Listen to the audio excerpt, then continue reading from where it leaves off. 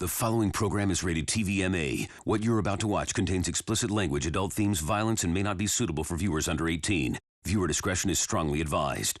You can activate parental controls from any device by going to account settings.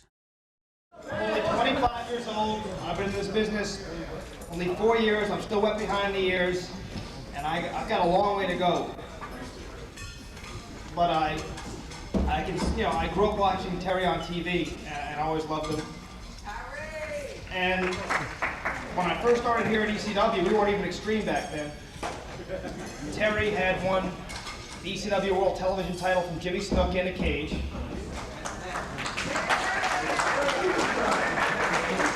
Paulie said, "You're going to interview Terry Funk." Not too much shakes me up. I don't get nervous about too many things. I was very nervous. And, I mean, up until tomorrow night, that's been the highlight of anything I've done in wrestling, is that first interview with Terry Funk. And then, a few weeks later, I interviewed Terry again. He tried to kill me on television. String around my neck and made me soil myself. I suppose if I'm going to be initiated into this business by anybody, it's Terry Funk. Just when I thought Terry was evil incarnate for trying to kill me, he did something that I had fantasized about doing since starting in wrestling. Put a plastic bag over Paulie's head and go around and try to suffocate him. And of course, Paul knows I'm only kidding. I wouldn't really ever do anything like that, you know. Just hide that for your own well-being until after the show.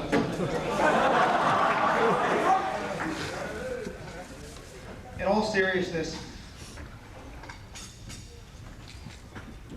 I get very emotional watching Terry wrestle. He's 53 years old. He does assai moonsaults on the concrete.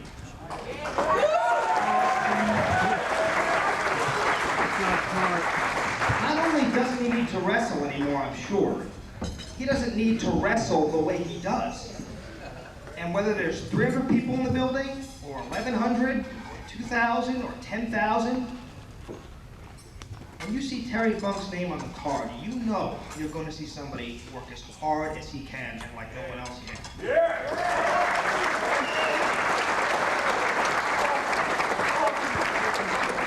And it's that reason that I get choked up when I watch Terry wrestle.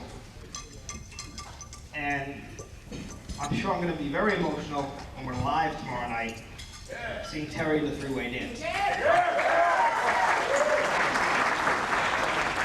Speaking of the three-way dance, this time, I'd like to introduce one of Terry's opponents. Just a few words to say. The Sandman.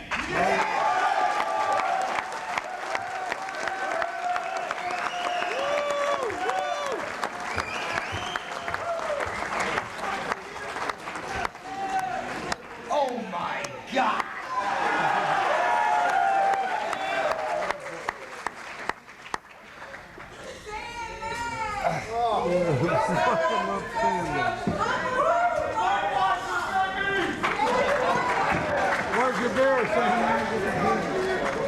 Hey, there's a lot of people that are sitting up here at this table and a lot of the wrestlers that know how I feel about this business.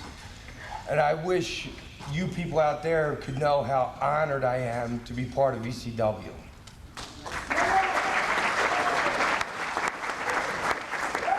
Before I talk about the match last night, while I have the podium, because you notice I haven't done an interview lately. And that's why I got my little cue card here.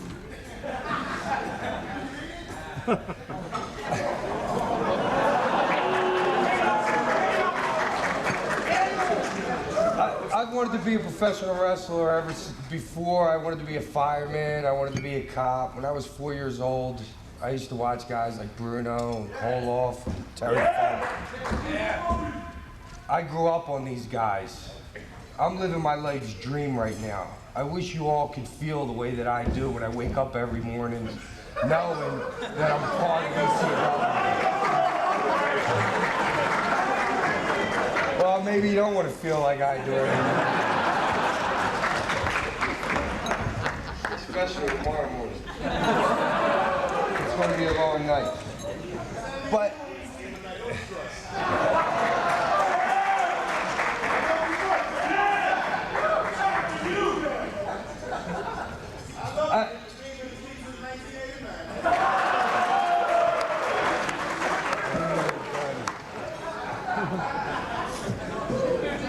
I'm living my life's dream. I'm the happiest guy on this planet.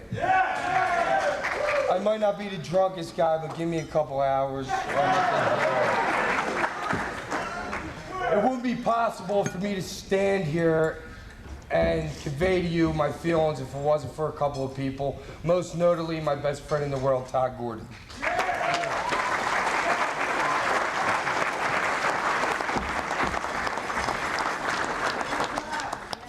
Todd Gordon started ECW, and I thank him for that.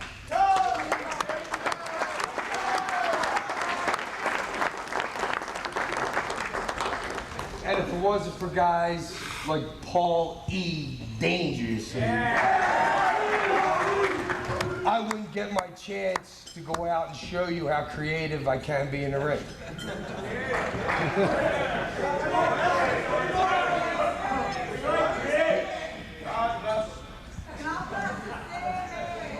And before I forget, this would not be possible if it wasn't for my wife, Lori. Thank you.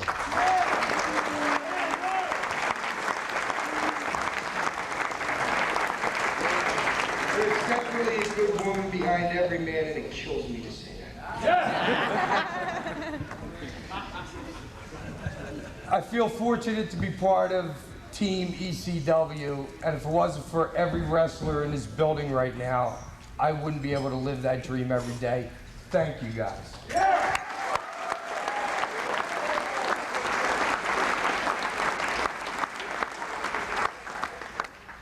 Three-way dance. You go first, Amen. Somebody flag her, will you?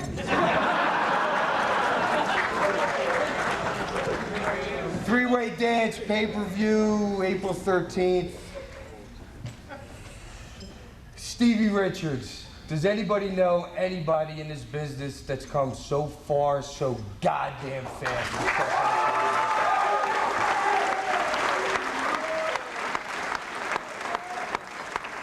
Thank you, Stevie. I could probably sit up here and talk for about a half hour, but I need a beer. And there's going to be a lot of people that are going to say a lot of great things about this man right to my left.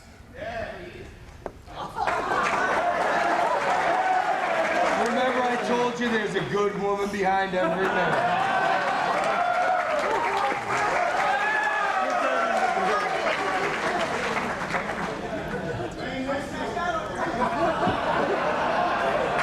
Getting you warmed up for tomorrow night. Terry Funk, I'll consider it an honor tomorrow to wrestle you in a three-way dance for a chance to win that belt back. And I thank you for everything you've done for this sport and everything that you're going to do in the future. Everybody loves you, buddy.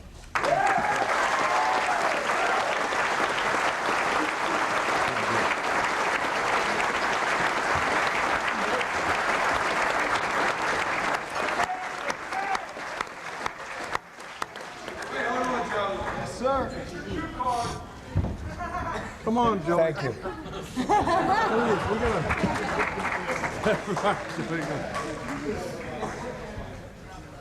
While we're still focused on the three-way dance, for 2 years I called our next speaker a clueless putz. I'm trying to be funny, because after tomorrow night, I may have to call him World Heavyweight Champion. Stevie Richards in the BWR.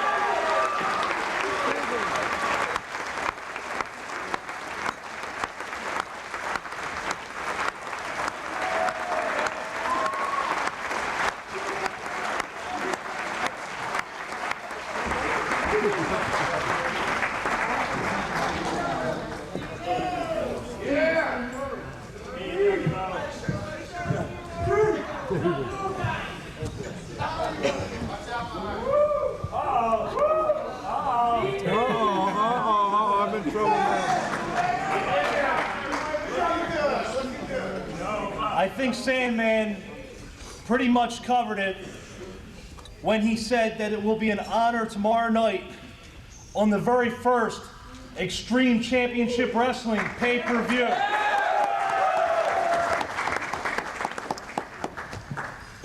When Stevie Richards, a kid that stepped into the ECW arena on June 23rd in 1994 with his bags in his hand and said to Paul Heyman and Todd Gordon, "Hey, my name's Steve, and if you need me to do anything, and I mean anything at all, my gear's with me. I'll be sitting in this chair in front of that monitor, and I'll do anything. Anything you want. It doesn't matter to get 911 to choke slam me, to go out there and be a clueless putz." Like you do so well.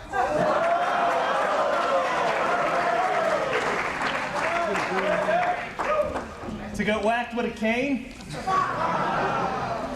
No. Anything. We still love them niggas in them shorts you wear, baby.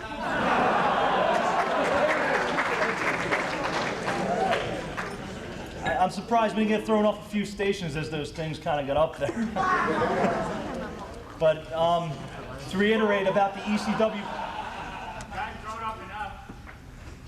What's that? Oh, I put you on the spot, didn't I? But to be focused about tomorrow on the very first ECW pay-per-view, the biggest match. I mean, it's much more. I don't even know the word I could think of for that match I'm going to have tomorrow with the Sandman, and of course our guest of honor, the legend Terry Funk.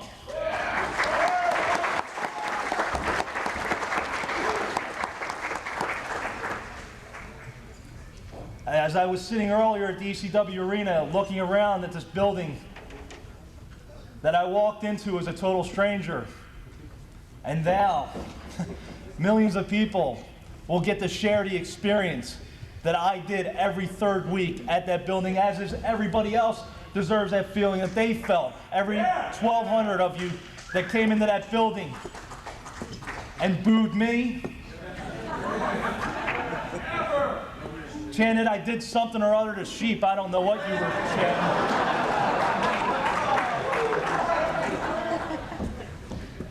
But it's the culmination of 3 years of hard work, 3 years of sweat. I mean, this man hasn't even slept in 4 days in preparation for this pay-per-view, and God knows when the last time you had 8 hours of sleep is. So,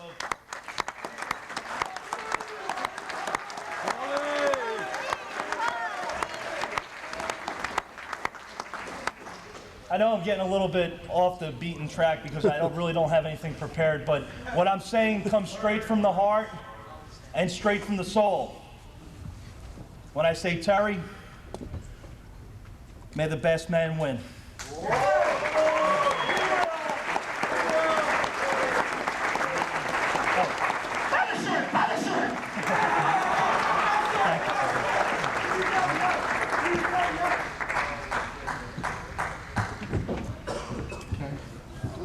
The meanie. The meanie.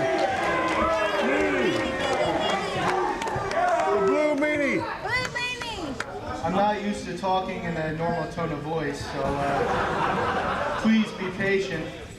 But tonight, Joey Styles asked me if there was anything I'd like to say about Terry Funk. And I sat there beside myself and wondered, what could I say about Terry Funk or to Terry Funk that hasn't been said already? But if there's anything I could say or would like to say to Terry Funk, is thank you. And thank you for everything you've done, because what else could you say?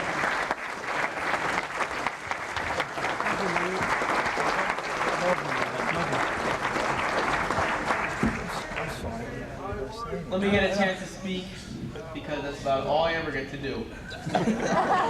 Alright, these guys are my family. These are my brothers. I mean, I spend more time with you guys than I do with my regular family at home.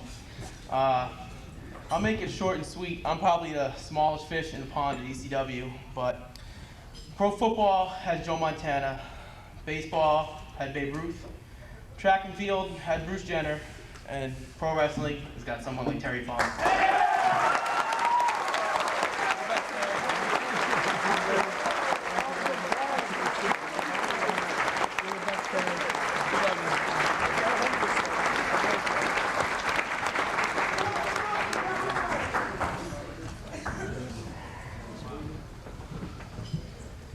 It's time we're going to continue with dinner. We'll be back in a few more minutes. Some other comments?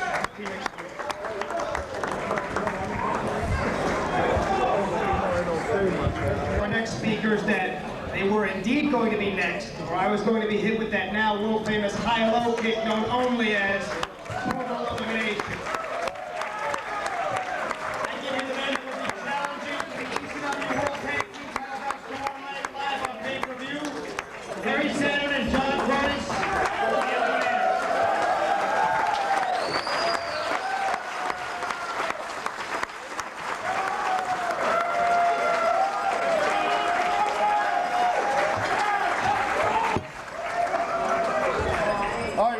Better at kicking than we are at public speaking, so bear with us. The first time I seen pro wrestling, I was 5 years old. And at that moment, these guys, they seemed like superheroes to me. I fell in love with pro wrestling. Ever since that time, it was my lifetime dream to be a pro wrestler. And because of guys like Terry Funk and his peers who gave 100% every day, no matter if they were sick, tired, or injured, they kept the business alive. They paved the road for a daydreamer named Perry Satullo to live a lifetime dream.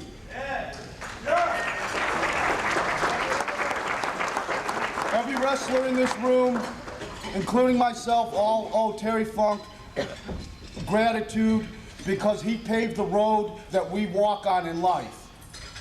Terry! I got a lot of memories about pro wrestling, a lot of them bad, a couple good ones. About a few months back, Taz called me in my room and he told me, he said, the Funker's in, would you like to meet him? So absolutely I want to meet him. I went to Terry Funk's room and I introduced myself. I said, how you doing? I'm Perry Saturn. And he introduced himself back to me.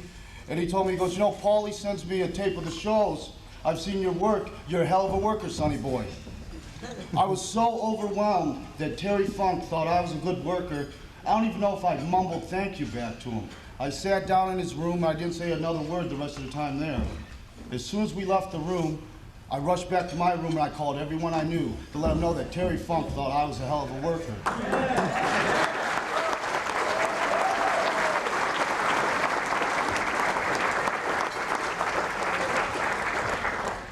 Every night that Terry Funk has the time to share a life experience or one of his viewpoints on pro wrestling with me, I count my lucky stars that he cares enough to help try and teach one of the younger guys in the business.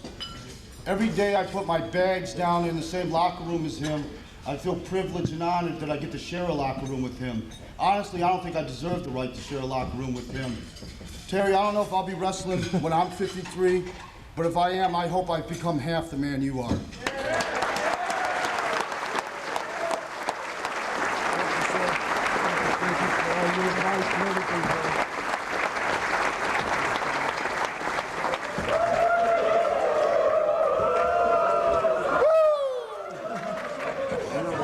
I know we don't say much, but I just like to say, I love you, brother. Great man.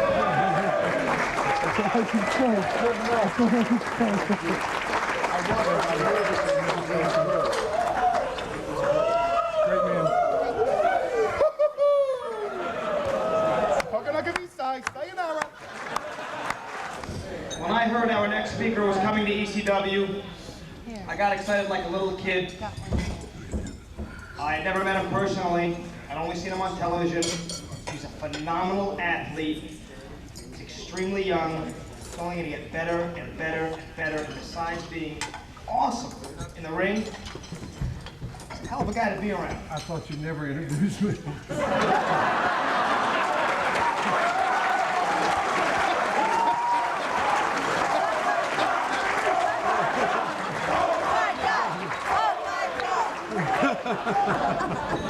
Chris Candido, come on up.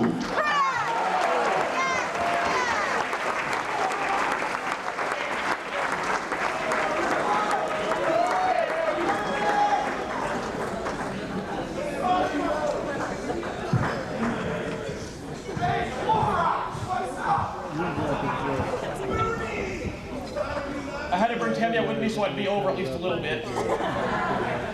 And, you know, like everybody else, this has always been my dream, and I was lucky enough to have family involved in it. And in 1963, 2 years before he became world heavyweight champion, Terry Funk, in his very first match at Madison Square Garden, wrestled my grandfather. And I got to hear for years and years how my grandfather would take me every Saturday afternoon and beat the hell out of me in the living room about how great Terry Funk was. And then eventually I got into the business, and in 1990, Eddie Gilbert brings me in a locker room in Ben Salem, Pennsylvania, to meet my idol, Terry Funk, and I was so nervous, all I said was hi. I wanted to just run out of there because I was so scared. And he grabbed me and said, no, he said, come back. And he sat there, and Terry Funk actually talked to me for like a half hour, and I've been around the business my whole life, and I had met, you know, Andre and all these other guys. I sold programs with Paulie when I was 9, but nothing meant anything to me like it when I got to meet Terry Funk. And he told me something that night that I've tried to always live by, and I don't know if I've been able to, but he said that where there's 10 people or 10,000, make sure you give 110% every single damn time. And I was lucky enough to become friends with him and travel with him for a few times.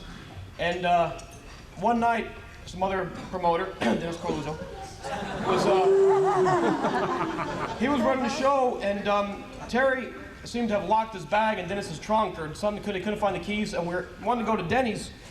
And Terry didn't want to wait to eat, so he went right into that damn Denny's in his boots, just trunks, no shirt, blood all coming down. He was hungry. He wanted to scram slam. He did have a piece of tape on his and a head. piece of tape on his head.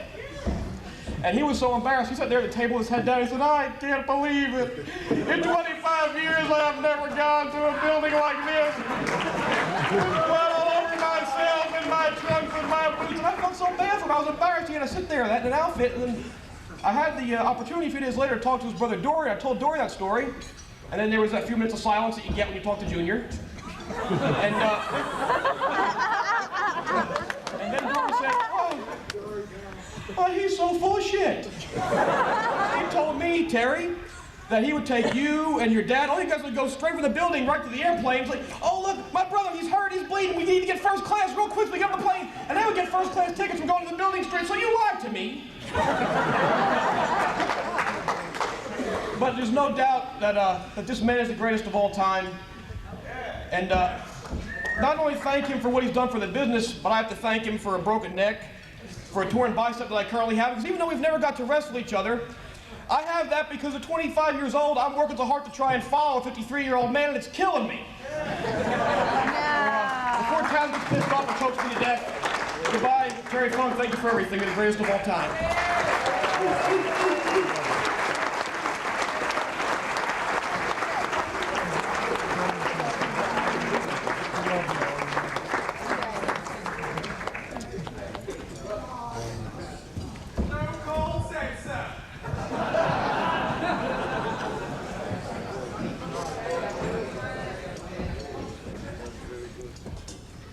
While we're on the subject of very young wrestlers who get it done in the ring, a very bright future, a lot of fun to be around. Louis Spicoli, come on up.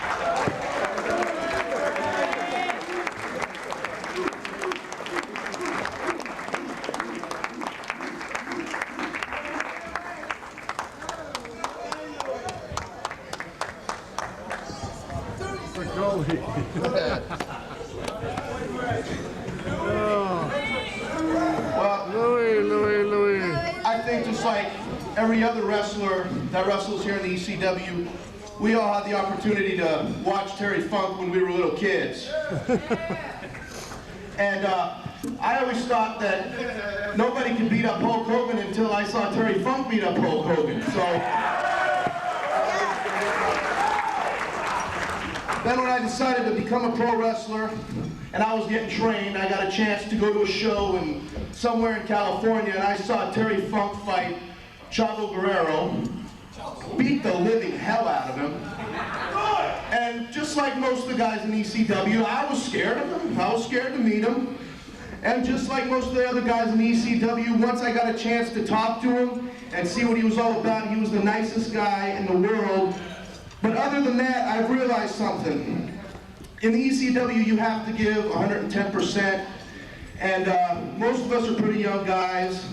But Terry Funk, at 53 years old, doesn't go into the ring like a lot of older wrestlers do just to collect a paycheck, walk in, lock up, get pinned, get out. He gives 110%, and you know, back a few years ago, when guys like Sabu and guys like the Eliminators started doing moves like moonsaults, Terry Funk didn't rely on what he had already had previously known to him in his repertoire, but he incorporated things like moonsaults over the barricades onto the concrete, and that's just a testament to what kind of an athlete Terry Funk is. And I personally feel honored to get to be in the same sport and to get a chance to come up here in front of all of you and say to Terry Funk, thanks for your work ethic, and thank you that that you wrestled here in the ECW, because God knows you might be able to make a lot more, well, not might, you would be able to make a hell of a lot more money somewhere else, doing a lot less, and instead you choose to stay here in ECW. Thank you very much, Terry.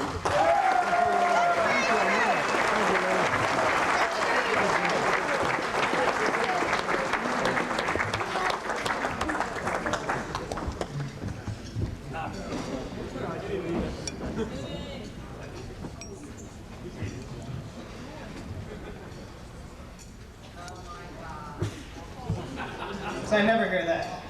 When's Paulie getting up? I'm going to introduce a couple of guys who have never been anything but nice to me, never raised their hands to me, always been friendly, but for some reason scared the living hell out of me because they are two of the baddest sons of bitches you're ever going to meet, and Shane Douglas is in big trouble.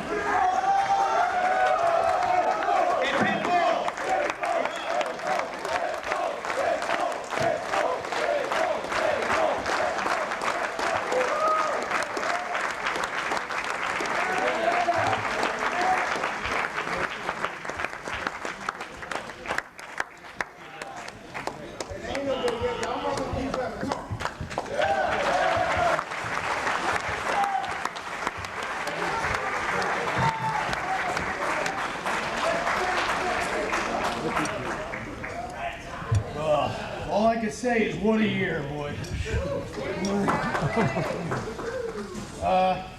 I'm very fortunate to be actually here. Matter of fact, I'm fortunate to be in ECW because the things that happened to me last year would have happened to anybody else anywhere else. They probably wouldn't have a job. But these guys are my family. I love them. Thank you very much. Thank you, Todd, because they believed in me and my partner. And come Monday, doctor will release me and I will be back. I speak for both of us, I'm sure. I never even imagined that I'd be in the same locker room with this man. I mean, I used to rent a Paradise Alley like 5 different times in a month just to watch it. But, like I said, first time I met him, I didn't even know what to say to you. I couldn't even talk. I was in shock. But it's a privilege and an honor to be here, be with ECW. I consider it my family. All you guys, I love all you guys, everybody. And I especially love this man because if it wasn't for him, I probably wouldn't be here now, and I probably would have gave up. But after seeing what he does at his age, and he's great, man, I can't say nothing else about it. I love him, man.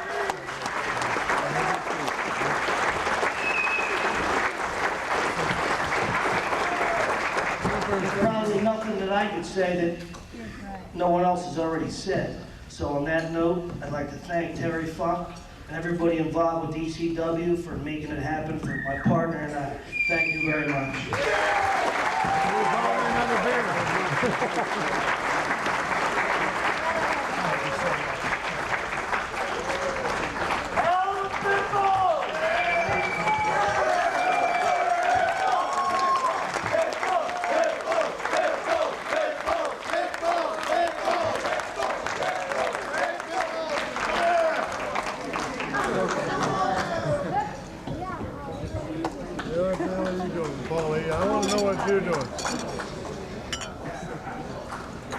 There's very few things I don't enjoy doing for ECW.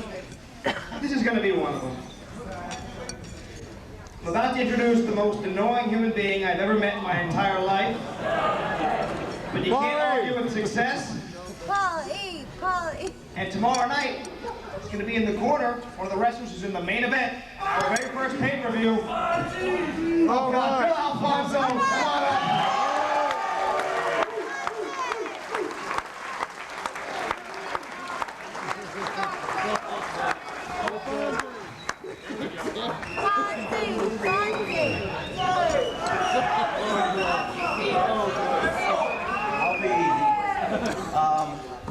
May of '95, I got a phone call from Paul Heyman. Said, would he come up to ECW and do something? I said, what the fuck's ECW? I just come up with Big Two. I was a superstar in Atlanta, New York, Japan. I said, who works for you? He said, Terry Funk. I said, Terry Funk? I'm right, I'll be there. So I came up, and he created a monster. Then he put me with another monster named Taz. Who people say I was instrumental in bringing him out of his shell and to where he's at today. He did that on his own. So I make 75 grand a year, work on weekends to blow a fucking whistle. I'm happy. 20 years ago, my first professional match, which I got paid for, the main event was Terry Funk and Sabu's uncle, the Sheik. That was 20 years ago. And he treated me 20 years ago like he treats me today. Like a son, like a brother. I can't say enough about this man. He's one of the greatest legends in the business today.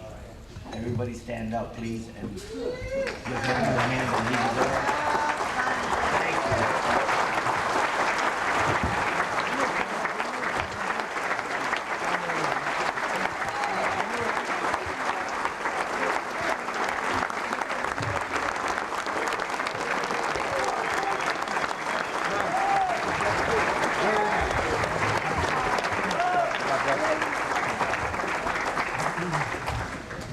Very nice. We want Taz. I know.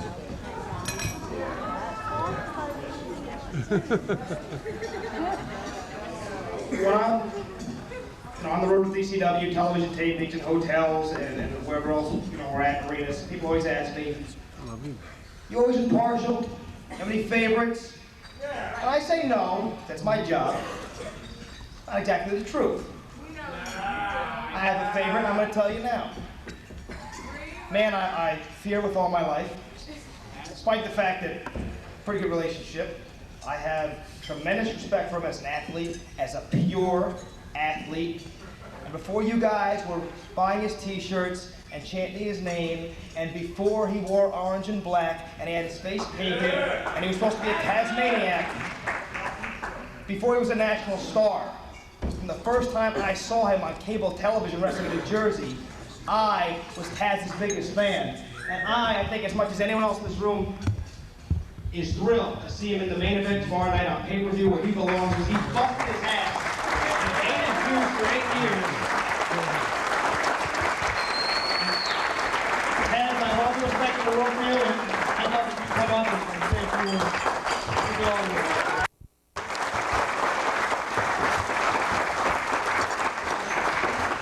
Joey, thank you very much. This isn't about me. Fonzie, we did it together. Thank you very much. All the wrestlers here in ECW, referees, people who work for the company, thank you. We do it together, but what this is about tonight, you hear it all the time, living legend, this is a living legend. This is not me, I'm not lying to you, I'm telling you, this is a living legend. I mean that from the bottom of my heart. I believe it was, I think October 1st, whatever, 1993. I wrestled Sabu, ironically, my first night here on ECW at the arena. And after my match, I come to the back, you know, when I'm banged up pretty good, and sweating and tired and blown up and whatnot. Terry Funk, you know, I didn't know him. You know, I was just like the other guys. I was nervous to be around him, you know. He pulled me aside by the wrist, felt like someone had a claw on my wrist. Come here, kid, you know. Said, if you don't mind, let me give you some, he critiqued my match. And I don't remember one thing he told me. I don't remember one thing he said. I was just like, he's critiquing me? Wow. You know, that, as a wrestler, you fans think you understand, you don't. Any wrestler here knows when a veteran, when a legend, when a man who is like, I believe it was Perry said, paid the way in his business, pulls you aside and takes the time out of his night to critique you. I was lucky. And I've been lucky to know Terry for about, I don't know, 4 years. I'm bad with dates sometimes, but I've been lucky to know Terry, and everybody's, you know, talking great about Terry because Terry deserves it. I don't know, I'm 29, I feel like I'm 93, he's 53, and he does better spots than me, but that's another story. But anyway, look, Terry, thank you, and I'm sure you'll be around for another 53 years. Thanks a lot.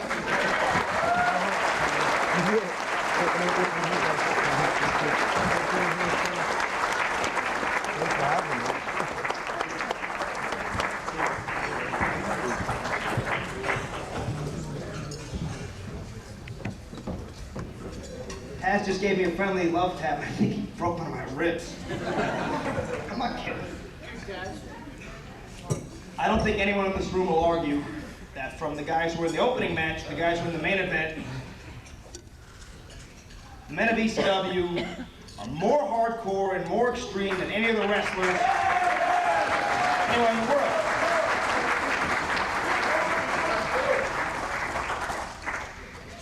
I think the women of ECW are more hardcore than the men wrestling out of promotion. I watched this poor young lady get pile driven on her head 25 times in 2 weeks.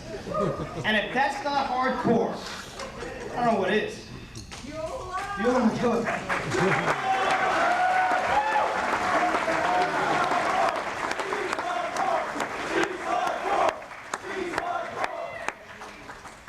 I'm afraid I'm not much of a public speaker either. I think the last time I did any mic work, I was screaming, I'm pregnant. That's not the case tonight, though. God, where do I begin? Terry, I know how much you mean to Tommy, and in turn, that means so much to me.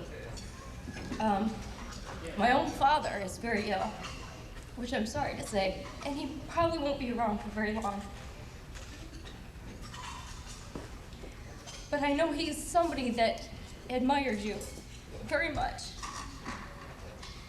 And I was hoping that maybe someday, that if I ever get married, Terry, that you will walk me down the aisle.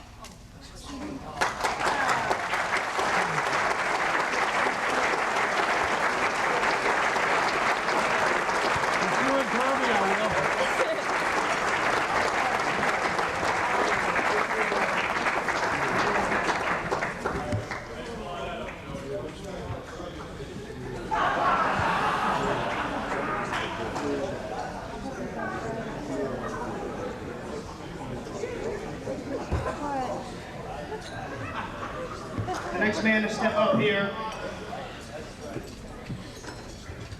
is a man of few words, because he lets his work speak for itself.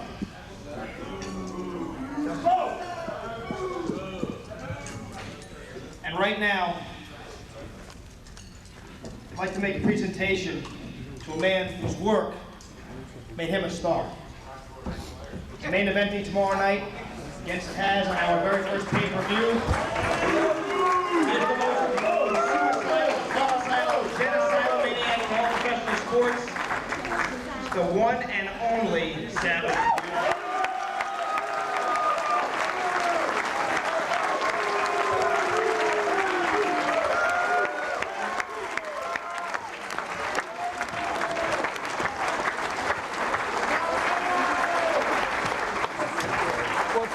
Speak,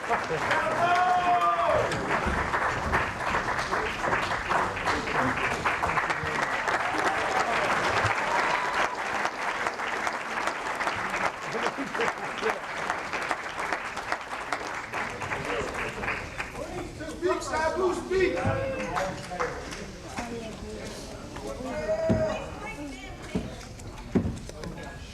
Boys, I'm gonna have to sit.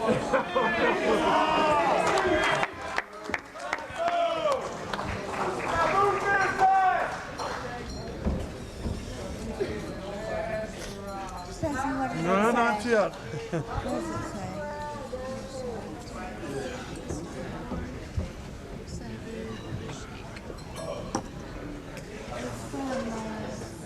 And me boo, and me boo. In the seat. Love them. I think we all believe in giving credit where credit is due. And while you notice what the wrestlers do, and you see what the wrestlers do every week on television and every week at the arenas, there's some guys who work just as hard, take their lumps. They're the unsung heroes of pro wrestling, and especially here in ECW, where things occasionally, once in a while, may get out of hand. Bring up two of the finest officials in the sport of professional wrestling, Jim Allen and John Finnegan.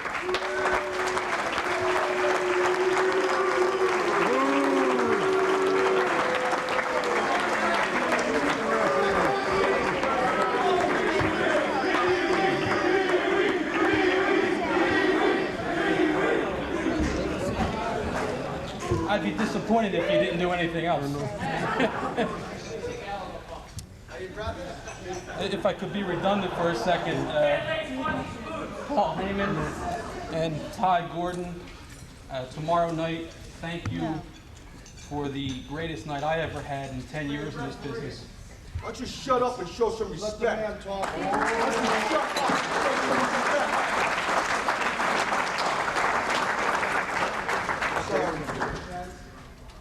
Thank you for the opportunity tomorrow to be a part of the greatest group of wrestlers, referees, managers in this business today. Thank you.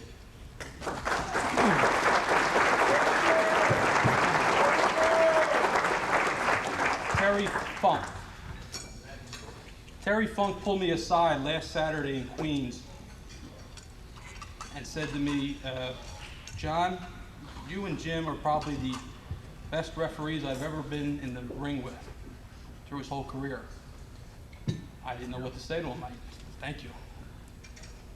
Terry Funk, I've been in the ring with some of the greats in this profession. I've never had the opportunity to raise a man's hand that deserves it more than you would. Thank you for what you've done for this sport. Thank you for being a part of ECW. Best of luck to you in the future. Thank you.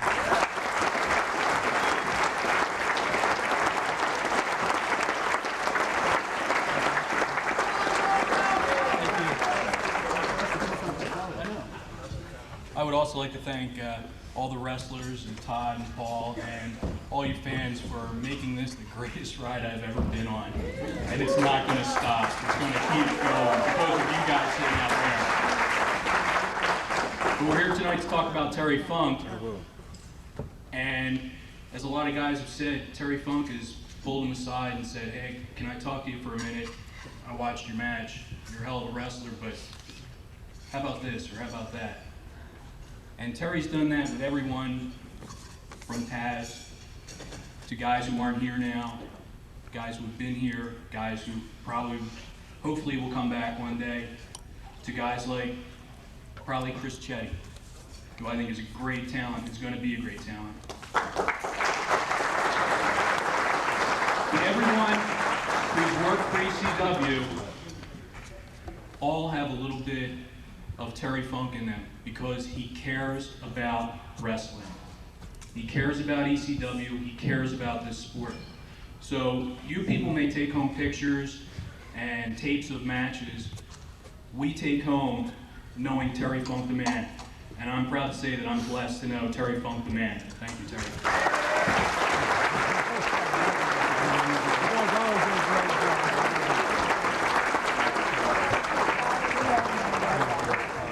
So happy to be here. Why don't you get your ass up there and make it short? I want to say something. We're a funker too. Well, I'm a funker. We're a funker. Yeah. A few years back, a few years ago. You may not be familiar with the man I'm about to introduce, but he's about to make a tremendous contribution to Extreme Championship Wrestling. Thank you. As we launch ourselves the national spotlight, producing a documentary on professional wrestling, and ECW will be a prominent part of that documentary. Mr. Barry Blaustein. Barry?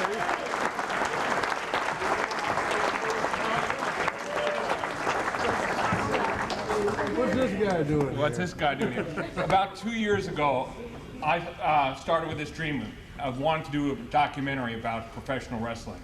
A documentary that would show this sport and show the general population out there why I think it's the greatest sport going in this country.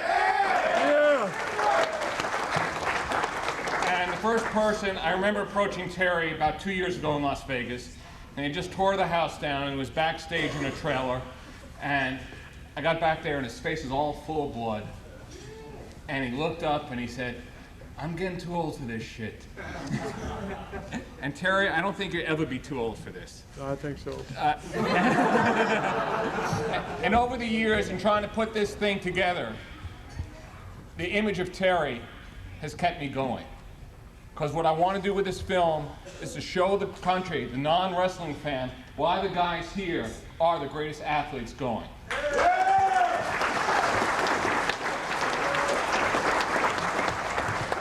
Terry told me, he said, the one place you gotta go, I'm from Los Angeles. Angeles, right. I wasn't familiar with ECW except through the internet. And he kept saying, you gotta come to this place, you gotta come to this place. And I'm going, well, okay. And I was really thinking more of the big federations. Well, this is the big federation. And this documentary will prove it, because these guys have more heart and more soul, and they're in it for the right reason. And you fans are the most passionate fans I've ever seen. And you deserve to be highlighted and shown off in a great light.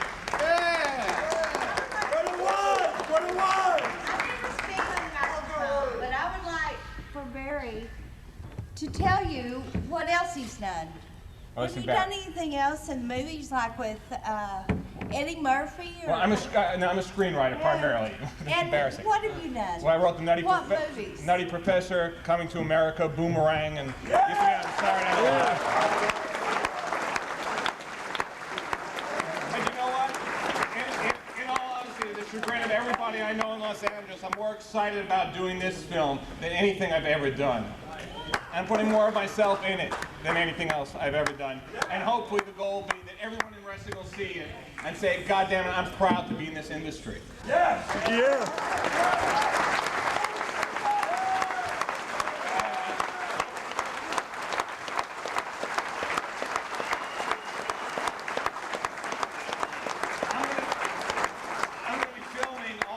I'm going to be filming tonight and all day tomorrow, and I'll be coming back this summer to film some more to get the whole ECW story.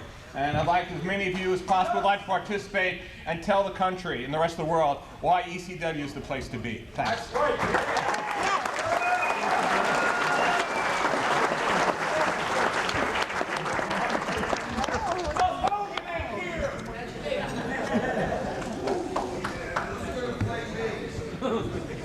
Well, I get your ass up there.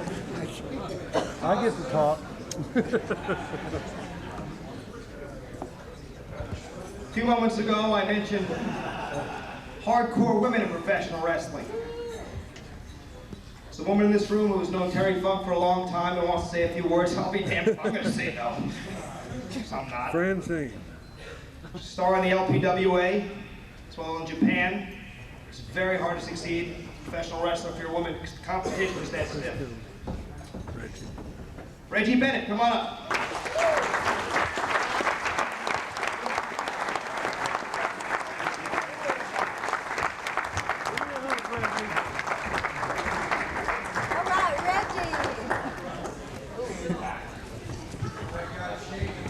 Hello. The first time I met Terry Funk, it wasn't in a wrestling ring, and it had nothing to do with wrestling. It was in 1984, and we had the honor to do a commercial for Kodak called The Color of Power. I was a bodybuilder at the time, and he was a wrestler, as you all know. And then a couple of years later, we also got to work in a movie called Over the Top. Well, since that time, Terry's been very, very dear to me, you know. He's always been a gentleman. He's always been the total man. He's always there to help you out whenever you need anything. And there's no one in the world that can keep a ramen house in Japan completely enthralled while he teaches you how to play butt darts. I'll have to show him how to play that. And Terry will show you how to play this later at the end of this show. But I just want you to know that Terry is a very, very honorable man, and I feel very pleasured of knowing him and having him a part of my life. Thank you.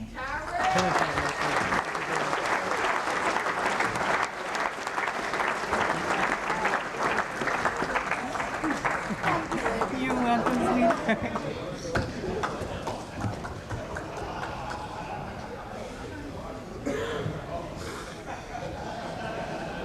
Approximately 4 years ago, I was invited down to a building called the ECW Arena to try out as an announcer.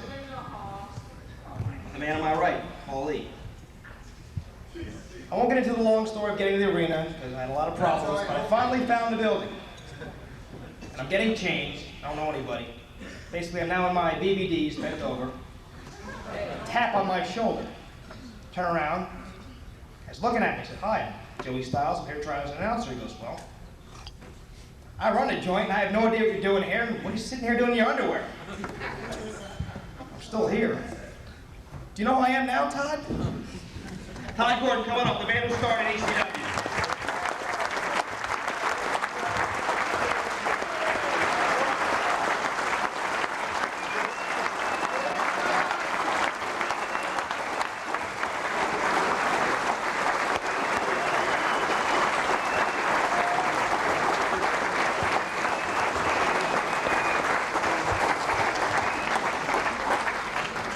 When we first finally got out of the bar stage, decided we were going to go on television, Eddie Gilbert came in to be the booker. And he said to me, "I'm going to be the lead heel of this organization. What we need is somebody to be the top babyface, somebody that's hardcore, that'll really pop the people of Philadelphia. If you could pick anybody in the whole business, anybody at all, anybody you think would really make this thing happen, who would you pick? Anybody." I said, I didn't have to think for 1 second. I said, "Abdullah the Butcher." He said, no, you'll be your second choice. I said, "That's easy, Cactus Jack." Anyway, we got through about 20, 23 names, and it finally came down to a tie between Coco Beware and Terry. And thank God the bird got sick that night, and Terry came in, and the rest has been history. Now, if you ever saw the very first show that we aired, I was so proud that night. We ended the first show of Eastern Championship Wrestling, and it ended with both Terry and I standing there with the microphones. I stood there with my chest puffed out. I was so excited and so proud. And I said, "Oh, this is it. Our first show. I'm so proud. What do you say, Terry?" And I was beaming, and I handed Terry the mic. You can watch the tape, and he said, "Well, it wasn't very good tonight, was it? But we'll get better." I was crushed. But that's what he said. He said, "We'll get better. These guys work hard, and we'll get better." And I turned to him and I said, "Terry, I want to run a full-time promotion. What do you think?" He said, "I think you're a dadgum idiot." He said, "Don't do it. Don't do it." And thank God I didn't listen to that one piece of advice, because quite honestly, him coming in here really did give us that credibility that made us seem legitimate, made us different than just a regular independent promotion. Terry Funk's the guy that made ECW, along with Paul Lee right here, made my dream come true, that I could stand up here tonight in front of you to tell you that we have that pay-per-view tomorrow night, and until the day I die, I'll be indebted to both these men.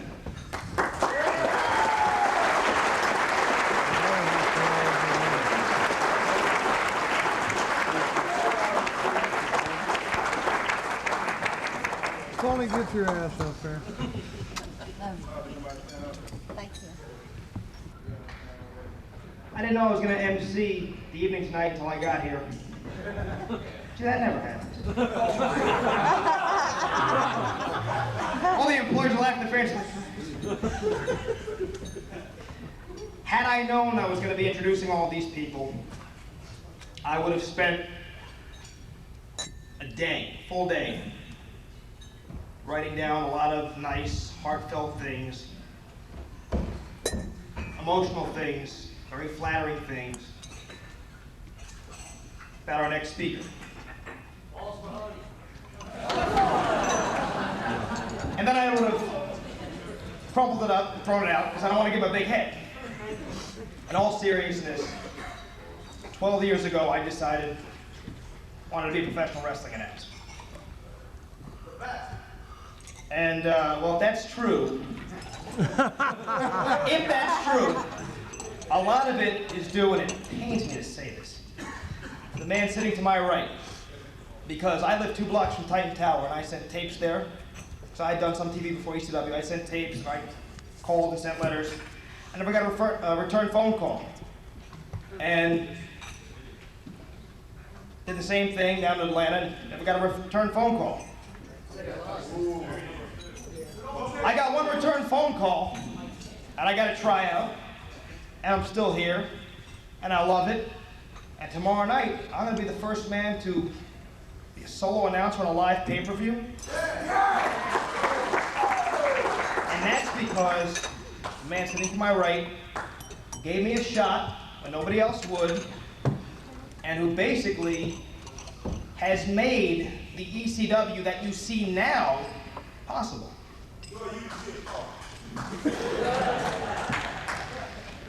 What else can I say? Paul Heyman.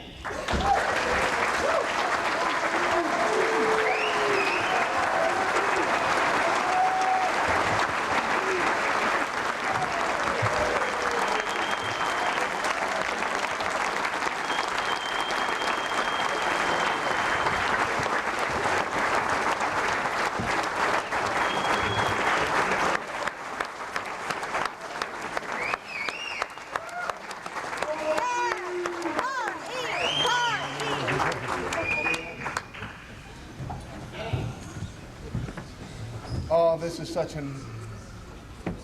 is a bit overwhelming, to be honest with you. This is really overwhelming. If you don't mind me being selfish and just indulging me for a second. Todd Gordon, thank you so fucking much for giving me a job in September '93. Thank you so much.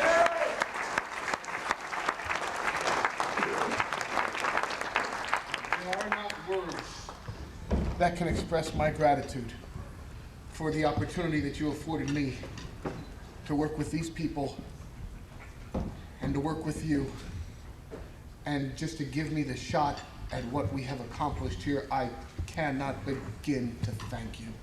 Thank you so very, very much.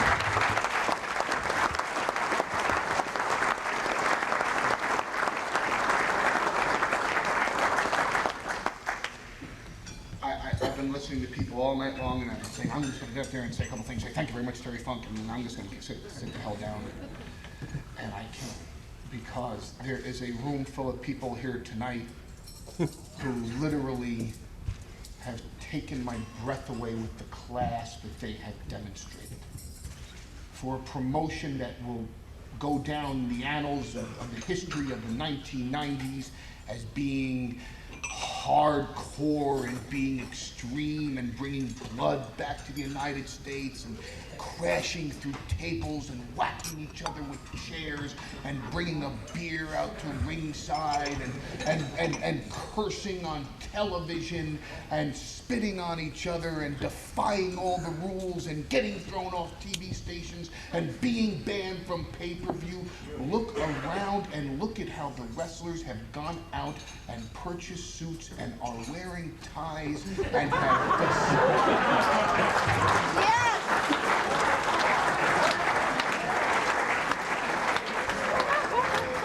I mean, I'm sure New Jack had that hanging in his closet for a long time.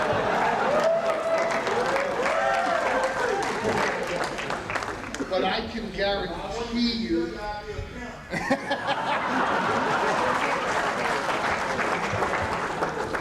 but I know for a personal fact that Sabu went out and bought that suit. I know that the Eliminators went out and bought their suits. I know that almost every wrestler in this room tonight that is wearing a suit is wearing one strictly because they felt that this man who's on my left has made significant enough contributions to this industry that his presence here tonight warrants them putting on their best clothes.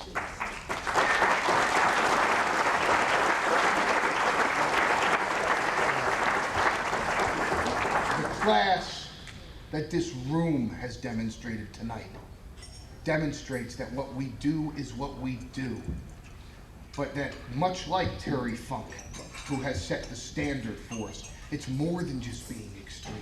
It's more than just the image which we present. There's a whole nother being that's lying underneath all of us. And I can't imitate Terry Funk as good as Chris Candido can. And I won't be up here as long as New Jack was.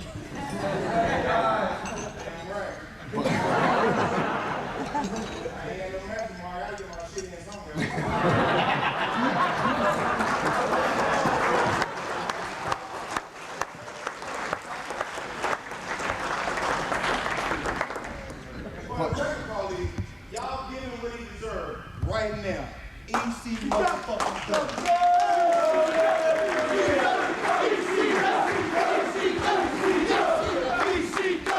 He's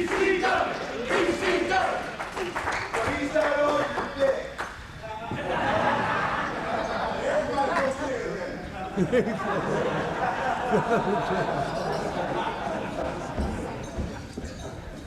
I've sat here tonight and I've listened to a lot of people on Terry Funk's night be gracious enough to thank me for an opportunity which I was just a fan of theirs enough to present to them, be it from Joey Styles or to the Eliminators or to our referees, to anybody.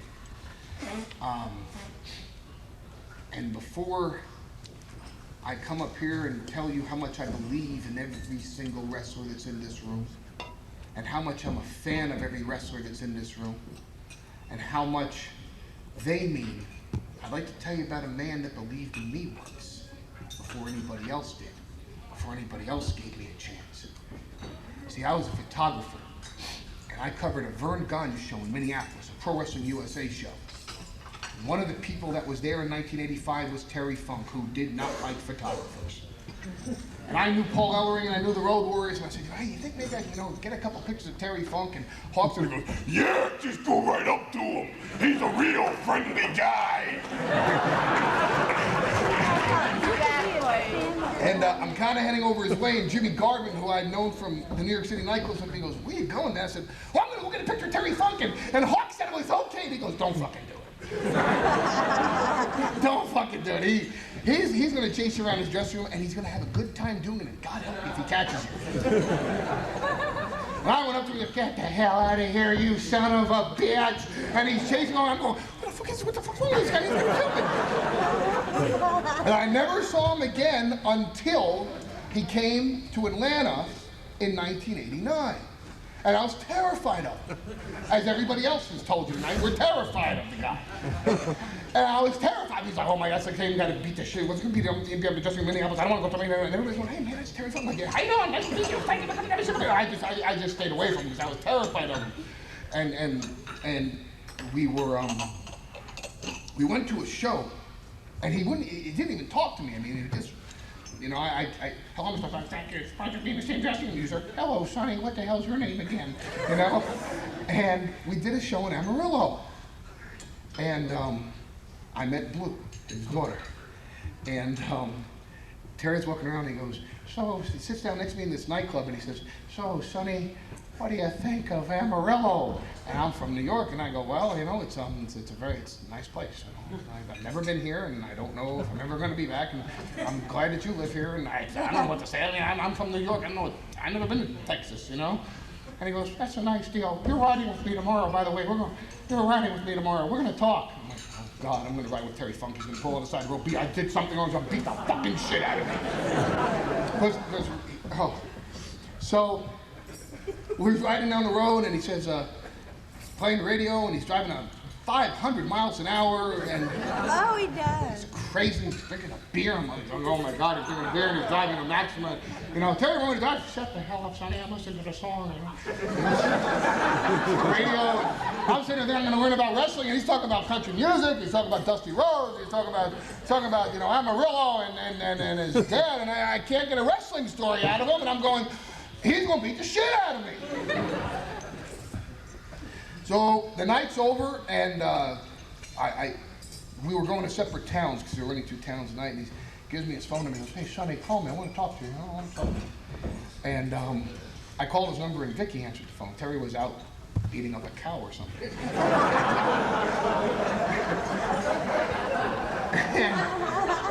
and I said, Mrs. Funk, my name is Paul Heyman. They call me Paul. Oh, it's you, Paulie. I've been hearing all about you. You met my daughter, and my husband thinks you're just the funniest guy on TV. And I'm like, That's right. yeah, I'm not gonna up here and lie, you'll kill me. And I said, well, you know, it's a pleasure talking to you, Mrs. Funk, and just please tell Terry that I called, I hung up the phone, I was like, oh my God, I said something wrong, it was like, he's gonna beat the hell out of me the next show. Well, the next show was Memphis, and it was Eddie Gilbert against Terry Funk on top. Eddie? And Eddie had Missy in his corner, and we were done. You know, I worked with a Samoan SWAT team, and we were done for the night, and I'm sitting in the back, and I got my shirt unbuttoned, and my belt's off, and I got my phone in my bag, and I have a Coke in my hand, and I'm sitting on the soda, and all of a sudden I hear, God damn, where the hell are you, Sonny? Where the hell? I'm like, what the fuck is Funk yelling at, man? Oh yeah, I really want to watch this match. And he grabs me by the hand, he goes, let's go. I go, go, where the fuck are we going? We're going out to the ring. I go, what? We're going out to the, no, I'm not going, I'm going. No, he's going, come out.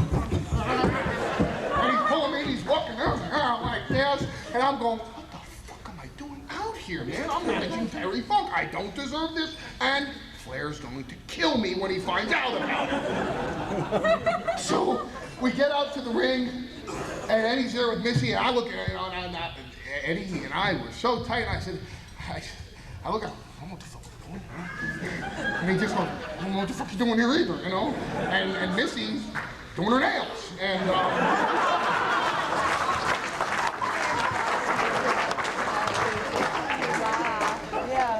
And I go, Terry, what the fuck am I doing? I said, shut the fuck up. And he gets on the mic and he goes, Paulie, I'm gonna tell you this once. If that douchebag gets in your way, slap the fucking piss out of her. And he puts down the mic and he goes, I'm fucking shooting too. Oh my God, I'm gonna have to beat up Missy, and if I don't, he's gonna beat me up. I'm dead. So, they have this whole elaborate thing set up, and Terry's climbing the rails, and he's chasing after the fans, and he's chasing after me, and I'm going, I'm your manager, and he's chasing after Missy, and he's beating up Eddie, and Terry goes to the top rope. And he has this whole thing that he has in his mind, and I'm just sitting going, where the fuck is he going? And Eddie's on the canvas, and Terry goes to the top rope, and he goes like this, and I'm going, wow, look at this, man. This is Terry Funk, man. This is Terry Funk in action. And he's, whoa. And all of a sudden, he stands up straight, puts his hands by his side, and he goes, fuck it, I can't keep my balance, and he falls off. And he goes straight through the table at ringside, head first. And I'm sitting there going, wow, I don't remember hearing about this. That was pretty fucking impressive. I look up at Eddie and I go, wow. And he goes, get the fuck over there, he's dead. He's dead. So I run over there and I'm thinking, oh man, Flair's gonna kick my fucking ass. He's gonna think it was mine, right? And I go over there and he's there and he's dead, man. He's lying there. He's lying there and he's not even doing this stuff. He's dead. He's motionless. And I cup his neck, and now I'm crying because I figured he's dead and I'm dead and we're all dead. And I look up at Eddie and I go, he's dead, Eddie! Eddie's dead! He goes, I know he's dead. I don't know what And I go, Terry, you okay? Terry, speak to me. Terry, squeeze my hand. Terry, do something. He goes, you know, I don't have that many bumps like that left in me.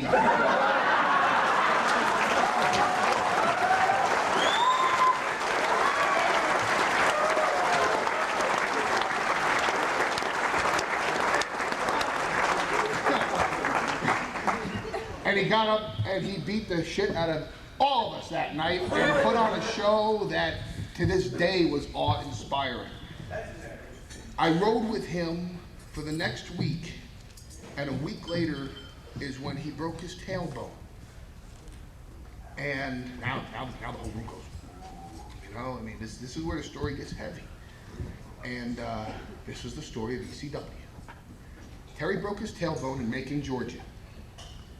And I was fortunate enough to ride with him to Savannah that night. And I had heard stories about his toughness, and I had heard stories about how raw-boned he was.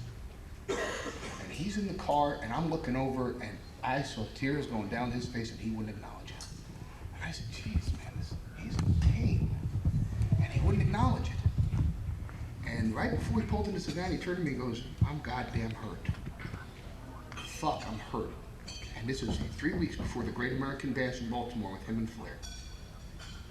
And it scared me because I never heard Terry Funk acknowledge that he was hurt. He was hurt. He broke his ass, literally broke his ass. He broke his tailbone. So I took him to the hospital the next morning, and he didn't want to go. And I said, Terry, you gotta go. Oh, no, bro, you gotta go. I took him to the hospital, and they x-rayed him. The doctor came in the room and he said, Mr. Funk, you have a broken sacrum. You have broken your tailbone. You'll be okay. You'll be back in the ring in about 9 months to a year. And he says, I have a match on pay-per-view in 3 weeks. And the doctor says, no, you don't. If I have to admit you in this hospital, you don't have a match in 3 weeks. Forget it. In a year, maybe. Not now. And when the doctor left the room, I looked at him, and he was devastated. And I said, it's the pain. He goes, no. I said, it's the fact that you can't wrestle? He said, no. I said, is it because you think they're gonna screw you over? He said, nope. I said, what is it? And he said, there are people who in 3 weeks from now are paying to see me work with Ric Flair. And they're expecting a hell of a match. And I'll be goddamned if a doctor or a broken ass or anybody on the face of this planet short of God himself is gonna stop me from getting into that ring in Baltimore and giving the people the show that they paid to see. Man had an elbow that was puffed out to here. They drained it. His knees were swollen. He was wearing knee braces. They were working him on the road 34 straight days that month. Double shots against Sting, against Eddie Gilbert, against the Steiner brothers. Every baby face in that promotion was programmed against him, and they were drawing money for the first time. He was carrying the promotion on his back. He broke his ass, and the only thing that was going through his mind was the fact that the people paid to see him do his thing, and he would be damned if anything would stop him.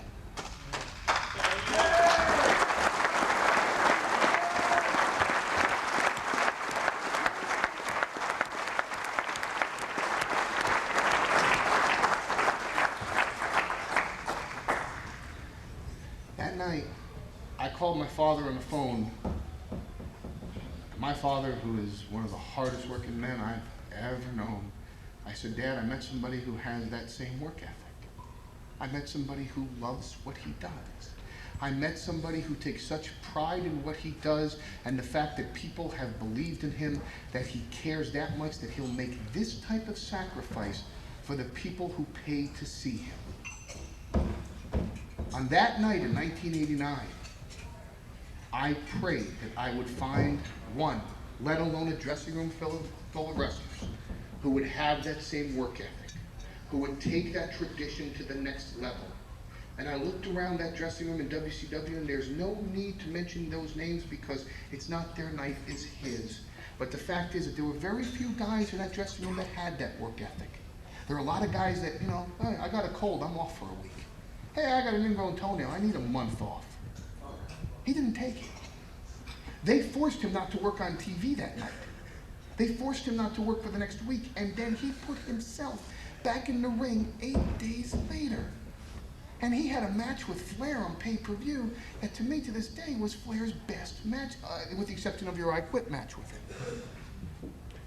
Moral of the story is that when you look around in ECW, what you see is a tribute to Terry Funk.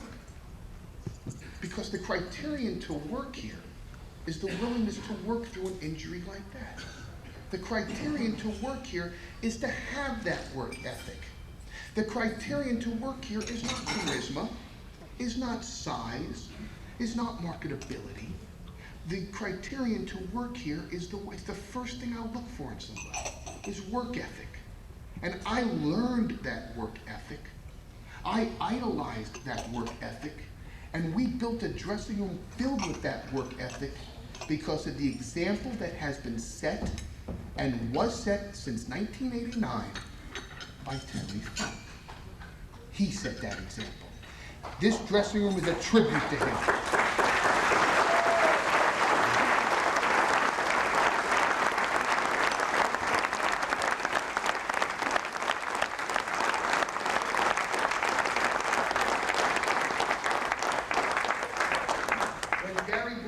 Back in the ring from a broken neck and never once bitched about it.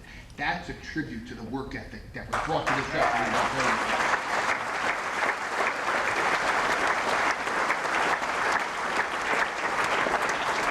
When Taz comes back from a broken neck last year or 2 years ago, and he came back early because he wanted to get back in the ring, that's a tribute to the work ethic that was shown.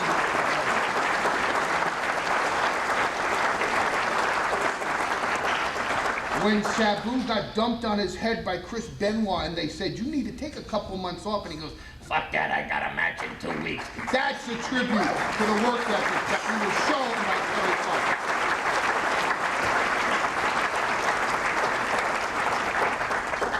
I work in that studio with two of the hardest working people I have ever been fortunate enough to work with in my life, and Ron and Charlie.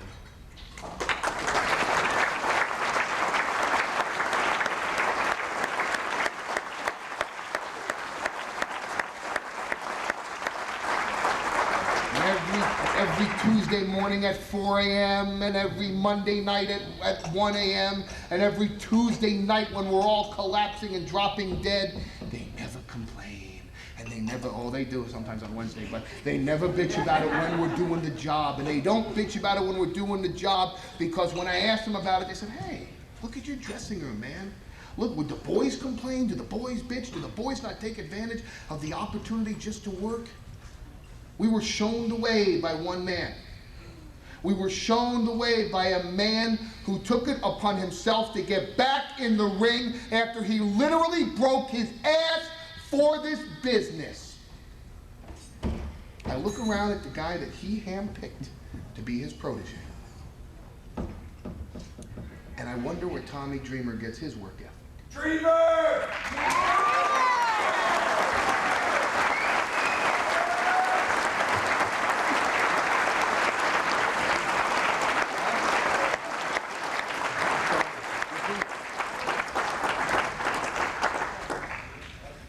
And that's how I want to wrap this up by telling you something else. If you want to understand how special this is for all of us, if you want to understand what tomorrow and tonight and this man means to us, I give you the following examples. Just so that you know, on a personal aside, when I left WCW, I swore it changed my life around. I said, I'm going to live an ethical life. I want good karma. I want to be a different person than the other people in this business besides Terry that I have met. And as ethical as sometimes I think I am, and sometimes as moral as I think I am, this guy is a yardstick of which I can never measure up to. If you knew the ethics of Tommy Dreamer, you'd understand.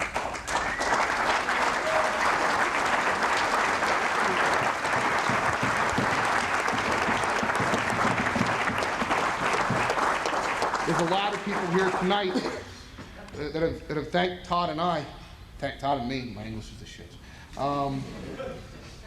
And when you think about how we have honesty in promotion, how we don't false advertise, how we try to be honest to our fans, there's a guy here in this room tonight that Terry handpicked to be the guy that carries his torch. And that's the guy that I look at as my ethical guidelines, as a guy that I look up to for his ethics, as a guy that I look to because when I'm not sure which direction to go in, he always does the righteous thing. He always helps out the other person. If you knew the efforts that Tommy and Beulah and Debbie and Michael and everybody put into this night, and if I'm leaving everybody out, please understand this is hard. If you knew what Tommy has done for tonight, and Beulah and Michael and Debbie and Trish and everybody, if you knew what they put into this night, and this is what I'm getting to, he's not nervous about tomorrow night. It's just another night at the office to him. It's just another night. I mean, I've been crying and yelling and screaming and climbing up the walls about this pay-per-view. And to Tommy, Mr. Cool. Hey, just another night at the office, all right? Nothing special. Just another night. We're gonna do our thing. We're gonna be fine. Just another 5 tables. But God help the person that was going to do something wrong with this banquet. And, hey, what are you doing? This is a banquet. Did you spell it right? Did you have the butler on TV? Did you have the right price? Did you put down the phone number? I mean, he's driven me up a fucking wall. Because he's been nervous about it. I've never seen him nervous about anything. I've never seen his hand shake. Never. Nothing has ever intimidated him until this banquet. Because he wanted it to be special. Because he wanted one man tonight to know what his contributions have meant to us. Not just to the wrestling industry. We're going to be selfish tonight. He wanted Terry Funk to know what he has done for us. What he has done for ECW. What he's done to the individual performers. I'll ask you this. How many of you knew Taz was married? Hey, you know that lady over there? That's the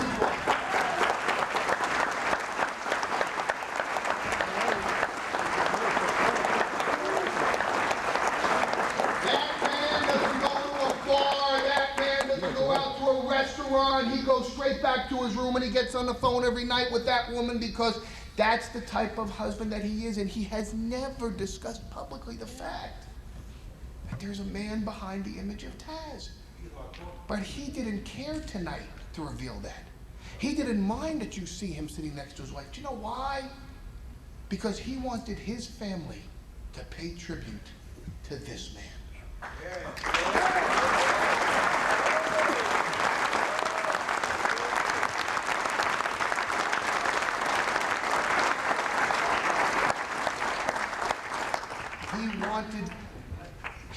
He wanted himself, he wanted his wife to see what a special man we all get to work with. He wanted to be able to go home in a couple of weeks and say, hey, honey, Terry Funk was in our dressing room tonight, and have someone else besides a wrestler understand the honor that it is when you were in the same dressing room as Terry Funk. The dignity that it bestows upon us to be in the same dressing room as a Terry Funk.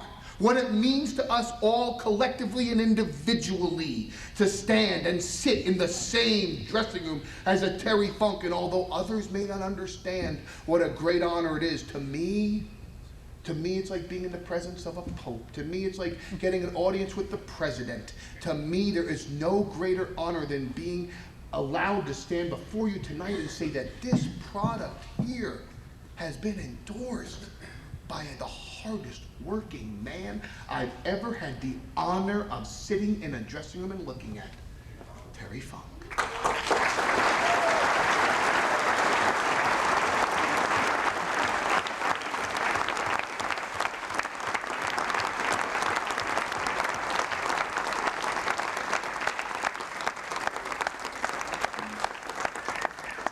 You fans who are here tonight and have paid to be part of this, keep this in mind.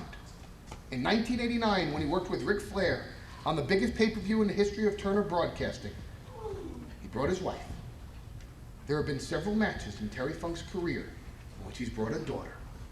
maybe both, or just his wife, but I can't recall a time when Terry Funk felt compelled enough by any given night, or any given audience, or any given group of people, that he felt it would be worthy to bestow upon us the honor of bringing his entire family.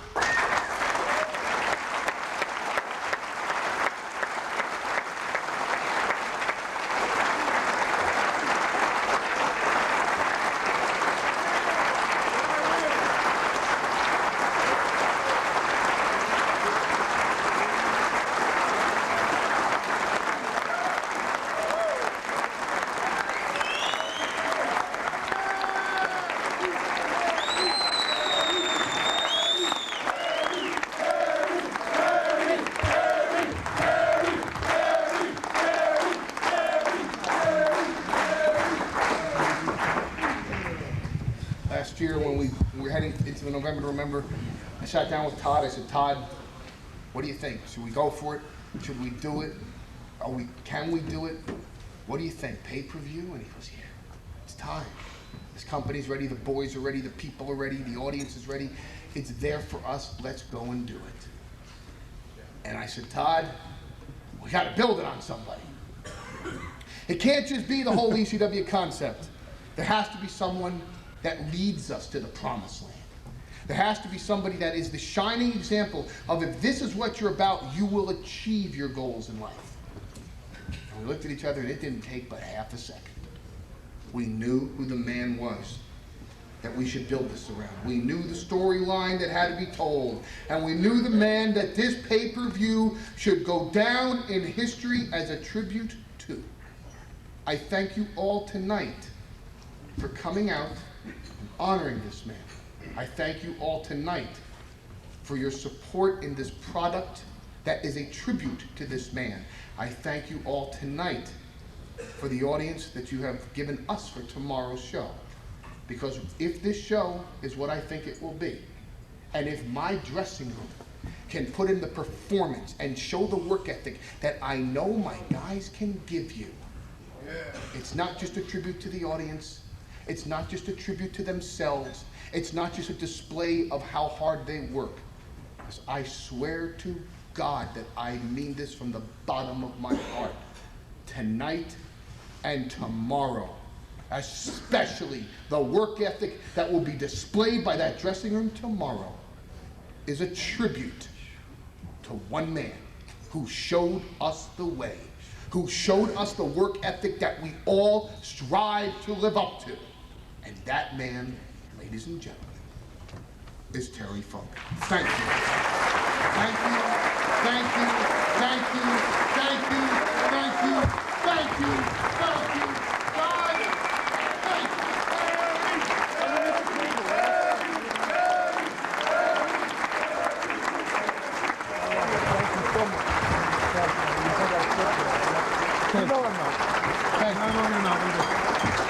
Can I stand up? Can I talk on that? No, thing? you've got 1 minute.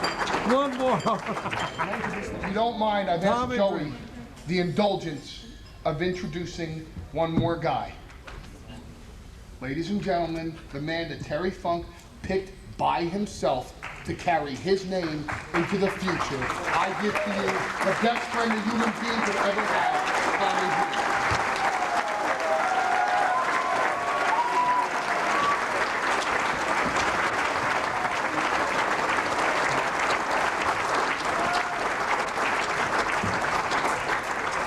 Great, I get the task of following Paulie. Great. First off, I know, right? First off, I have to speak for 5 people, and then I'm out, because I have to go to the bathroom. Number 1, tonight, I asked every single wrestler in the room if they wanted to speak, and a lot of guys are nervous, but Terry, they just want to say thank you for everything, from the Spike Dudleys to the Mikey Whipwrecks to Bad Crew, I love 'em. to Corporal Punishment, Little Guido, Chris Chetty. Thank you. Second person I want to thank, and who means a lot to me and Terry, is a guy who's seen with his dog at the ECW arena, my friend John O. John!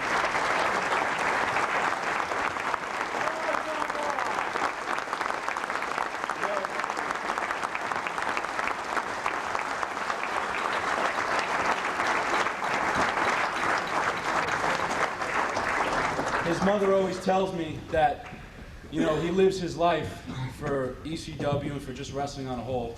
And even though he always calls me when I'm in the middle of doing something, but he means a lot to me and Terry. And thanks for supporting us, buddy.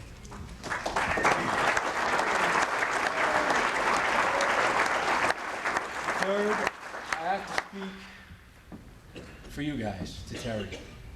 If I wasn't a wrestler, I'm a fan. And you people came out here tonight to show your love and affection, not for ECW, and not for any specific wrestler except for Terry. And it's amazing to me how one person's life has touched the lives of so many, but you people paid your money and you came out to pay respect, because if every person who his life touched, I think we could fill the vet, but I don't want to feed all the people in the vet.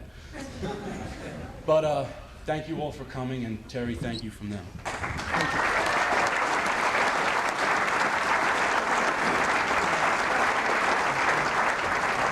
Okay, and the last person is me, and forget about all that hardcore stuff because I'm going to try to fight back.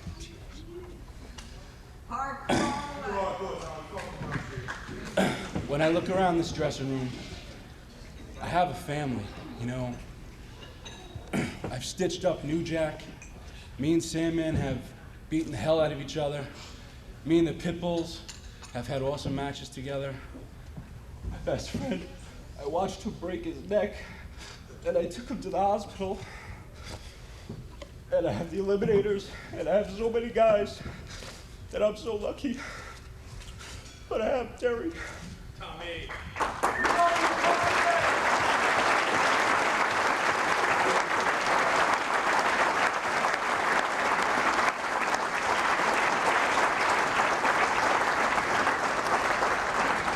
And I just want to thank you, Terry, for all that you've done for me, and I love you.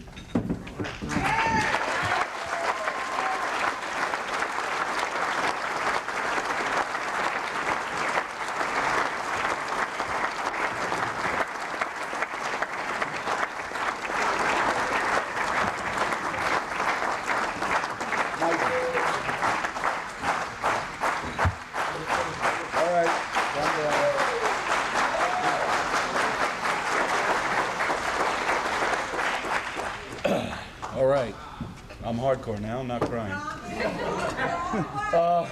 For a formal introduction, all the guys here, we all chipped in, kinda, and we got a Lifetime Achievement Award to the man and to a father figure to me, and who we all paid to be with tonight and to see tomorrow to win that belt, Mr. Terry Funk.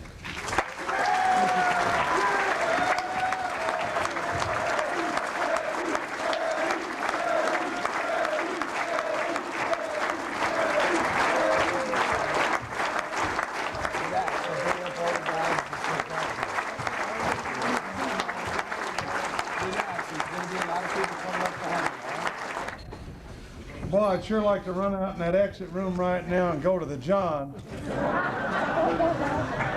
And if y'all would wait, I could probably make it in about 45 seconds, but I gotta wait.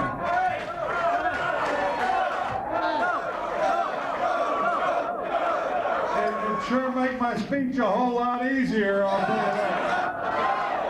I'm going, guys. I'm coming back. Don't leave, I promise you. I got some important stuff to say to you. Stay right here. Don't any of y'all go. I'm going. I'm serious. I have got to go. Don't wait. I promise. Holly, I'm damn all right, guys. I'm going.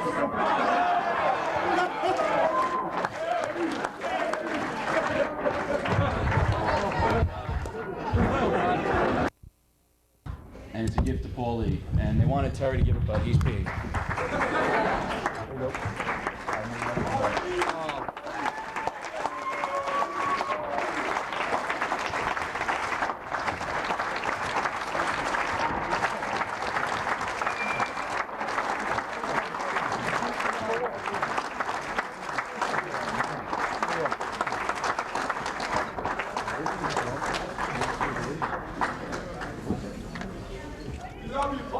Paul, will you marry me? Oh.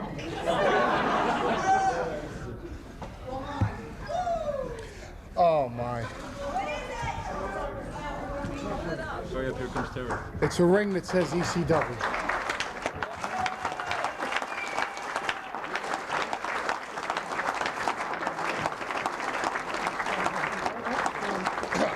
As I was saying, ladies and gentlemen, Mr. Terry Funk. What happened to my speech? Hey, what did you do with my papers? No. What a wonderful thing this is.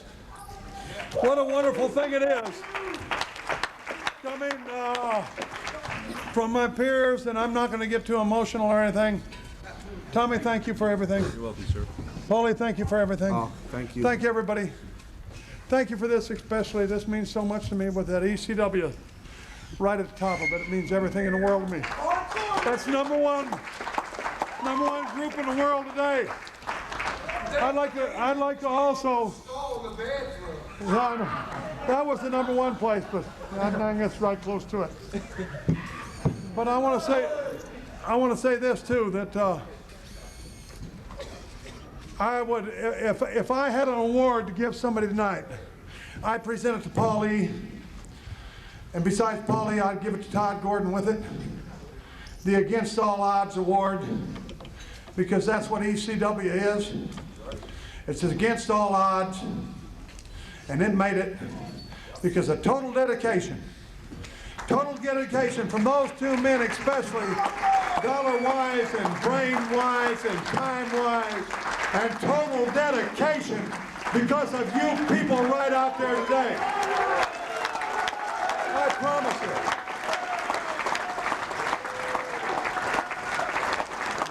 I want to say something else is right over here on my right, I'm on my left, right? Paulie, you're not my right. Right on my left is my wife, and I would, my wife, Vicky. And I want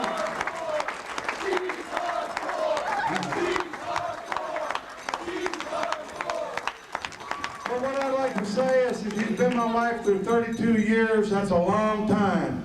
And believe me, we've had no contests, we've had no disqualification matches, we've had double knockouts, we've had everything that you can possibly imagine. Her and I have in 32 years. But we've made it some way or another. I love her very much. I'm looking forward to spending the rest of my life here, and I'm looking forward to spending eternity with her. On the left of her is my two daughters. One of them is Stacy over there. Stacy is with her fiance, Kelly Clinty. And she's a wonderful, wonderful daughter along with Brandy. Brandy, you stand up too. These kids are great kids. I love them to death. And her husband is Larry Bacchus. My daughters are wonderful. They're wonderful.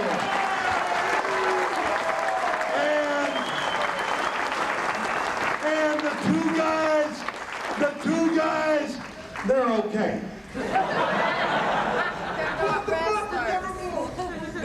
But I love my family very much, and that's what's going to bring me to this next announcement. The next announcement is that 1997 is my last year. I will not be wrestling anymore after the end of this year. And it doesn't matter. Win the heavyweight belt, lose it, or anything else. This is my last year, man. I'm through with it, and I might go back to Japan a few times on occasion, but the United States, it's done. It's over. After 32 years. That's it. No, I'm serious. And I've loved every minute of it. But it's time to go home. It's time to say goodbye. And 97 is that year. And I love these guys saying that. I don't want to outlive my whole goddamn longevity. Where I say, goddamn, look at that old man. Shit, I wish he'd go ahead and quit. But I'm going to try to make it through the damn thing tomorrow night and whatever else is ahead of me. But 97 is it. 97 is it. Terry, you still the shit. Now I'm going to go ahead. I'm going to jump out of a couple more things. I'll be out of here, guys, but I just want to tell you a couple more things. One is Stevie Richards. You came out here and said you came into ECW with a couple little bags. That's all you had. What were their names?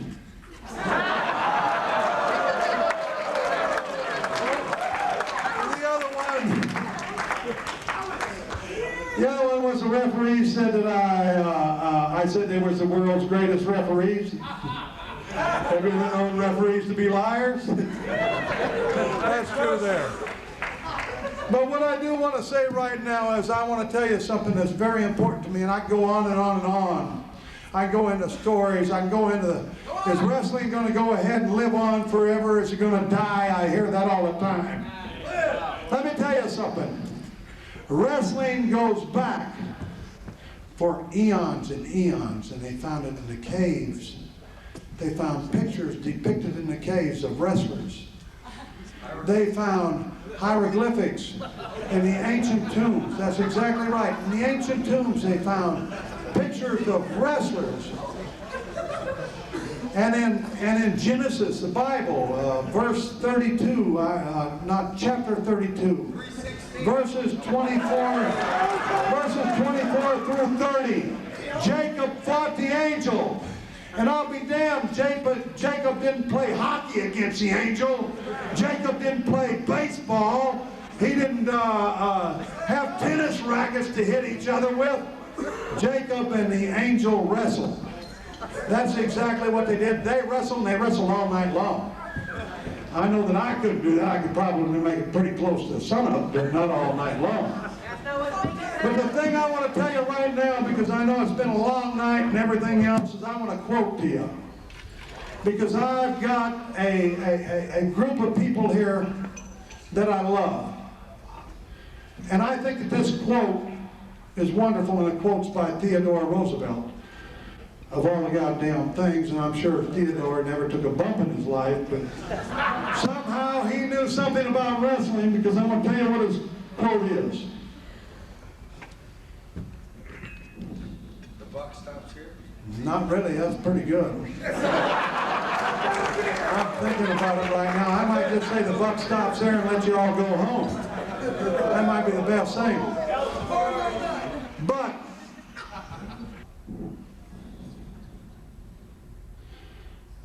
I want to say this in closing. I'd like to have my family stand and everybody else stay down. But I'd like for you all to stand, honey, and the kids. And we want to give you, all of you out here, the 6 of us, give you, not you, stop the clapping. We want to give you a standing ovation for your great devotions, for you as fans giving your great enthusiasms, for you reaching deep into your pockets, for you spending your hard-earned cash to buy those tickets and make this company work. And you, the wrestlers, I want to go ahead and give you a standing ovation, because I love each and every one of you from the bottom of my heart, and so does my family, and God bless you.